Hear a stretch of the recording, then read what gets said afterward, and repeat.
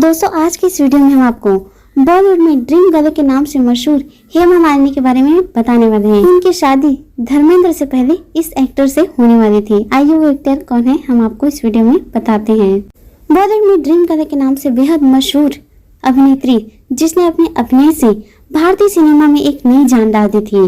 जी हाँ, आप बिल्कुल सही समझ रहे हैं, हम बात कर रहे हैं मशहूर अदाकारा हेमा मालिनी की, जिन्होंने हिंदी सिनेमा में एक से बढ़कर एक हिट और सुपर डुपर हिट ब्लॉकबस्टर फिल्में दी हैं, जिसे आज भी दर्शक बहुत ही चाव से देखना पसंद करते हैं। अभिनेत्री से लेकर सांसद तक और नृत्य समारोह के मंच से लेकर छोटे पर्दे तक अभिनेत्री हेमा मालिनी हर जगह दर्शकों में चर्चा का विषय रही हैं। ऐसे में आज हम आपको हेमा मालिनी के बारे में कुछ खास बात बताने जा रहे हैं, जिसे जानने के लिए उनके फैंस हमेशा उत्सुक रहते हैं। तो चलिए जानते हैं बॉलीवुड की मशहूर अदाकारा हेमा मालिनी के बारे में कुछ खास बातें। सबसे पहले बात करते हैं हेमा मालिनी की शिक्षा के बारे में। तो आपको बता दें कि इनकी प्रारंभिक शिक्षा चेन्नई में हुई थी और इनका पसंदीदा विषय था इतिहास।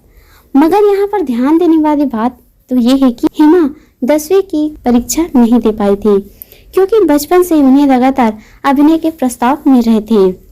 आपको यह जानकर भी काफी हैरानी होगी कि मात्र 14 साल की उम्र से हेमा के घर के दरवाजे पर फिल्म निर्माता दस्तक देने लगे थे। निर्माता निर्देशक श्रीधर ने फोटो सेशन के लिए हेमा को साड़ी पहनाई थी।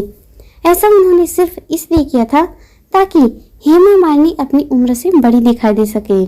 हालांकि बाद में जब हेमा मालिनी ने फिल्म इंडस्ट्री में कदम रखा तो उनको रिजेक्ट कर दिया था। तमिल निर्देशक श्रीधर का कहना था कि उनके अंदर से स्टार अपनी नहीं दिखती है, मगर हेमा अपनी इस खूबी को बेहतर जानती थी और वह एक्टिंग में माहिर है। 16 अक्टूबर 1948 को अमकुंडी तिरुचिरापल्ली तमिलनाडु में जन्मी हेमा मालिनी की सफलता का श्रेय अगर किसी को जाता है तो वह उनकी मां जयलक्ष्मी, जिन्होंने हेमा का करियर संभाला था और उन्होंने ही हेमा को तमिल फिल्मों की अभिनेत्री से लेकर बॉलीवुड की सुपरस्टार बनाया था। हेमा का फिल्म में सफर आसानी से शुरू नहीं हुआ था। उन्हें बॉलीवुड में आने से पहले तमिल फिल्मों में अपनी पहचान बनाने के लिए काफी मशक्कत करनी पड़ी थी। लगातार कई बार रिजेक्शन का सामना करने पर भी हेमा हार मानने वाले में से नहीं थी और वह आगे बढ़ती रही। हेमा मालिनी का फिल्मी करियर साल 1961 में तमिल फिल्म पांडव वनवासम के साथ शुरू हुआ था। इसके बाद करीब 4 साल के बाद हेमा ने बॉलीवुड में बहुत ही धमाकेदार डेब्यू किया। बता दें कि हिंदी सिनेमा में राज कपूर के सामने सपनों के सौदागर से हेमा का डेब्यू हुआ था। राज कपूर उस समय फिल्म जगत में क्रांतिकारी के साथ नए दौर का इतिहास रच रहे थे।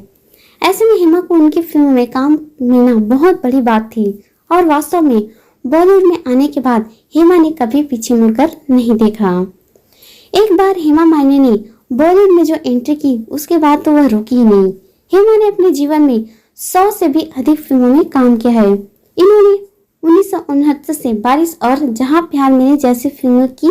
इसके बाद 1970 में उन्होंने आंसू और मुस्कान, शराफत जैसी फिल्में की। साल 1971 में उन्होंने अंदाज और नया जमाना जैसी फिल्में दी और फिर इसके बाद वर्ष 1972 में अपने करियर की सुपर डुपर फिल्म में से एक सीता और गीता, भाई हो तो ऐसा जैसी फिल्म में नजर आई। हेमा मालिनी ने फिल्म शोले में बसंती का रोल निभाकर लोगों को खूब वाहवाही बटोरी थी। इस फिल्म में उनके अपोजिट धर्मेंद्र नजर आए थे। आज भी लोग हेमा को हेमा कम बसंती के नाम से ज्यादा जानते हैं। इसके अलावा महानायक अमिताभ बच्चन के साथ इनकी फिल्म बागबान भी ऑल टाइम हिट फिल्म में से एक है। तो दोस्तों, आइए जानते हैं हेमा मालिनी की शादी किससे होने वाली थी। बात करें हेमा मालिनी के निजी जीवन की तो आपको शायद यकीन नहीं होगा कि उनकी रियल लाइफ की तरह रियल लाइफ भी काफी हद तक फिल्मी रही है। बात उस समय की है जब हेमा मालिनी के पिता हेमा मालिनी की शादी करने के लिए चिंतित थे, मगर हेमा किसी और से प्यार करती थी। जब उनके पिता को पता चला कि हेमा बॉलीवुड के ही अभिनेता धर्मेंद्र से प्यार करती है, जो कि पहले से ही शादीशुदा थे, तब उनके माता पिता दोनों ही उनके रिश्ते के खिलाफ हो गए। वह हेमा मालिनी की शादी मशहूर अभिनेता जितेंद्र से करवाना चाहते थे। यहाँ तक कि उनकी शादी की तैयारियां भी शुरू हो गई थी, लेकिन धर्मेंद्र ने एकदम फिल्म स्टाइल में शादी को बीच में ही रोक दिया और आखिर में कुछ समय बाद धर्मेंद्र और हेमा मालिनी की शादी तय कर दी गई। चूंकि धर्मेंद्र पहले से ही शादीशुदा थे, ऐसे में दोनों ने अपना धर्म परिवर्तन कर मुस्लिम धर्म अपनाया और फिर उसके बाद शादी की। अभिनय के अलावा हेमा ने निर्देशन में भी हाथ आजमाया है।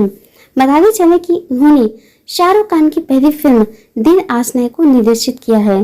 हालांकि इस फिल्म को दीवाना के बाद रिलीज किया गया। हेमा एक पशु प्रेमी है और पेटा इंडिया का समर्थन भी करती है। उन्होंने 2009 में मुंबई के नगर पालिका आयुक्त को पत्र लिखकर घोड़ी गाड़ियों पर प्रतिबंध लगाया। 2004 में हेमा मालिनी राजनीति में आ गई और फिलहाल वह मथुरा से लोकसभा सांसद भी हैं। बता दें कि राजनीति में प्रवेश करने के बाद उन्होंने कुछ अहम फैसले भी लिए थे और 2011 में उन्होंने जल्लीकट्टू पर प्रतिबंध लगाने के लिए जयराम रमेश, तत्कालीन केंद्रीय मंत्री और पर्यावरण मंत्री भी उसको पत्र लिखा। दोस्तों, उम्मीद करती हूँ कि आपको यह हमारी वीडियो पसंद आई हो। मिलेंगे नेक्स्ट वीडियो में, तब तक के लिए जय हिंद।